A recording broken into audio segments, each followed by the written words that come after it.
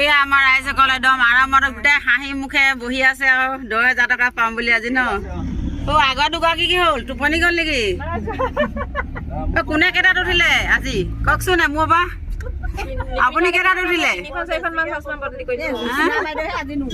হয় নি? জ্যোৎস্না বাইদেউ কেইটাত উঠিলে? 2:30 বজাত ভাতে খালে ঘৰত।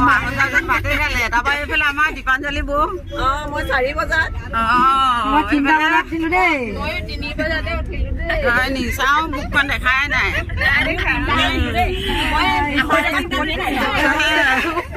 টোপনি নধৰিলে ন কাৰো? এইফালে আমাৰ ৰূপালী বাইদেউ হয় নি? আমাৰ দিউমণি বাইদেউ এইফালে মুখখন চাওঁ দেখাই দিয়া। এইফালে আমাৰ দীপা বৌ, এইফালে জোনটি, এইফালে কৰবী। আমি আজি ওলাইছো দেই। যাত্ৰা সকলোৱে শুভ হওক কামনা কৰিলো।